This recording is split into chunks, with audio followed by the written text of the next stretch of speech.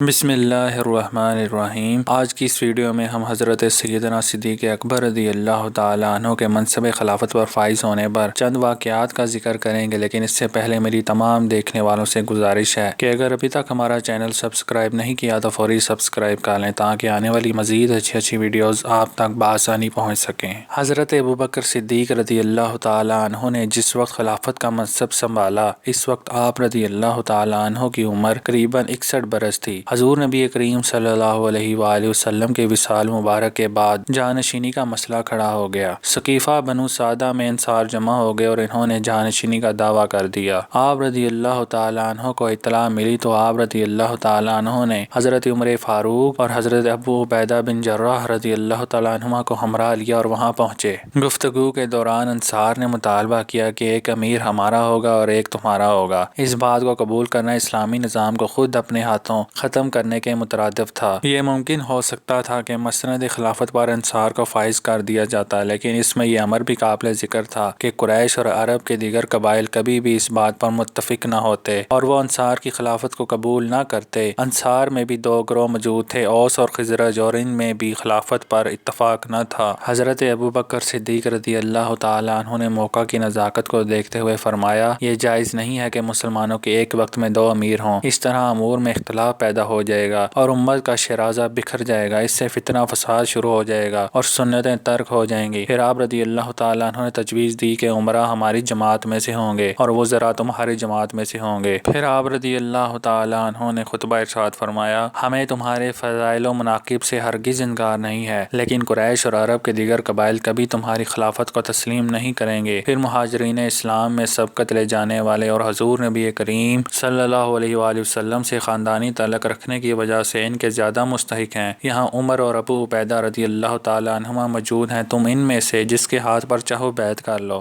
حضرت عمر فاروق رضی اللہ تعالیٰ عنہ نے جب حضرت ابوبکر صدیق رضی اللہ تعالیٰ عنہ کا کلام سنا تو آگے بڑھ کر اپنا ہاتھ ان کے ہاتھ میں دے دیا اور کہا کہ آپ رضی اللہ تعالیٰ عنہ سے بہتر کوئی نہیں ہے اور آپ رضی اللہ تعالیٰ عنہ ہمارے سردار اور حضور نبی کریم صلی اللہ علیہ وآلہ وسلم کے صحیح جانشین ہیں۔ حضور نبی کریم صلی اللہ علیہ وآلہ وسلم نے ہمیشہ آپ رضی اللہ تعالیٰ عنہ کو عزیز رکھا ہے اور آپ رضی اللہ تعالیٰ عنہ کی رائے کو دوسروں پر ترجیح دی ہے۔ حضرت عمر فاروق رضی اللہ تعالیٰ عنہ کی بیعت کے ساتھ ہی تمام مخلوق حضرت ابوبکر صدیق رضی اللہ تعالیٰ عنہ کے دست حق پر بیعت کے لیے ٹوٹ پڑی۔ پھر دوسرے دن مسجد نبوی میں عام بیعت ہوئی اور حضرت ابوبکر صدیق رضی اللہ تعالیٰ عنہ منبر پر جلوہ افروز ہوئے۔ حضرت سالم بن عبیدہ رضی اللہ تعالیٰ عنہ سے مروی ہے، فرماتے ہیں انصار کے کسی شخص نے کہا، ایک خلیفہ ہم میں سے ہو اور ایک آپ میں سے۔ حضرت عمر فاروق رضی اللہ تعالیٰ عنہ نے فرمایا کہ ایک میان میں دو تلواریں نہیں رہ سکتیں۔ حضرت انس بن مالک رضی اللہ تعالیٰ عنہ سے مروی ہے، فرماتے ہیں کہ جب ہم ثقیفہ بنو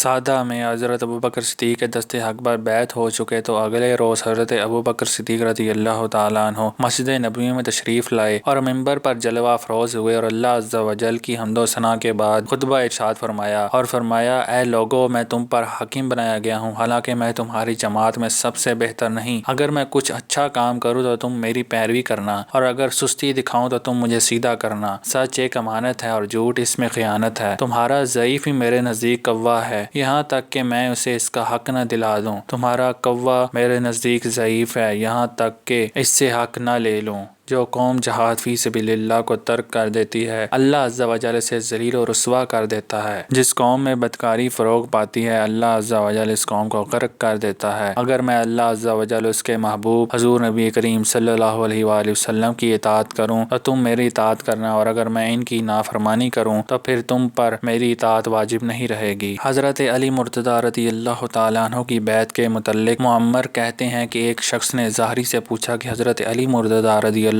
تعالیٰ عنہ نے 6 ماہ تک حضرت ابوبکر صدیق رضی اللہ تعالیٰ عنہ کی بیعت نہیں کی، اس کی کیا وجہ ہے؟ ظاہری نے کہا، جب تک بنو ہاشم نے بیعت نہ کی حضرت علی رضی اللہ تعالیٰ عنہ نے بیعت نہیں کی، اور پھر جب حضرت سیدہ فاطمہ زہرا رضی اللہ تعالیٰ عنہ کا وصال مبارک ہوا تو حضرت علی رضی اللہ تعالیٰ عنہ نے بیعت کے لیے مائل ہوئے اور انہوں نے حضرت ابوبکر صدیق رضی اللہ تعالیٰ عنہ کے ہاں کہلا بھیجا کہ میں آپ رضی اللہ تعالیٰ عنہ سے تنہا ملنا چاہتا ہوں، اور حضرت عمر فاروق رضی اللہ تعالیٰ تعالیٰ عنہ چونکہ سخت طبیعت تھے، اس لیے حضرت علی مرتضیٰ رضی اللہ تعالیٰ عنہ نے گوارا نہ کیا کہ حضرت ابوبکر صدیق رضی اللہ تعالیٰ عنہ کے ساتھ آئیں۔ پھر حضرت ابوبکر صدیق رضی اللہ تعالیٰ عنہ جب حضرت علی رضی اللہ تعالیٰ عنہ کے پاس پہنچے تو اس وقت بنو ہاشم بھی موجود تھے۔ حضرت علی رضی اللہ تعالیٰ عنہ نے اس موقع پر حضرت ابوبکر صدیق رضی اللہ تعالیٰ عنہ کے فضائل کا بھی ذکر کیا، جو کلام حضور نبی کریم صلی اللہ علیہ وآلہ وسلم نے حضرت ابوبکر صدیق رضی اللہ تعالیٰ عنہ کے بارے میں فرمایا تھا۔ حضرت علی رضی اللہ تعالیٰ عنہ نے اس بات کا بھی برملا اقرار کیا کہ شروع میں ہم سمجھتے تھے کہ خلافت بنو ہاشم کا حق ہے، کیونکہ ہم حضور نبی کریم صلی اللہ علیہ وآلہ وسلم کے قرابت دار ہونے کی وجہ سے اسے اپنا حق سمجھتے تھے۔ حضرت ابوبکر صدیق رضی اللہ تعالیٰ عنہ نے جب حضرت علی رضی اللہ تعالیٰ عنہ کا کلام سنا تو آپ رضی اللہ تعالیٰ عنہ کی آنکھیں نم ہو گئیں۔ حضرت ابوبکر صدیق رضی اللہ تعالیٰ عنہ نے فرمایا، اللہ عز و جل کی قسم، میں حضور نبی کریم صلی اللہ علیہ وآلہ وسلم کے عزیز و اقارب کو اپنے عزیز و اقارب سے بہتر جانتا ہوں۔ اس کلام کے بعد حضرت ابوبکر صدیق رضی اللہ تعالیٰ عنہ اور حضرت علی رضی اللہ تعالیٰ عنہ کے درمیان غلط فہمی دور ہو گئی اور دونوں کے دل ایک دوسرے کے لیے معاملہ صاف ہو گیا۔ حضرت علی رضی اللہ تعالیٰ عنہ کی جانب سے بیعت کی تاخیر کو کئی لوگوں نے غلط رنگ دینے کی کوشش کی اور حضرت ابوبکر صدیق رضی اللہ تعالیٰ عنہ کو بھی ان کی جانب سے غلط فہمی میں مبتلا کرنے کی کوشش کی، لیکن حضرت ابوبکر صدیق رضی اللہ تعالیٰ عنہ نے اپنی بردباری اور تدبر کے ساتھ اس تمام معاملے کو خوش اسلوبی سے طے کیا۔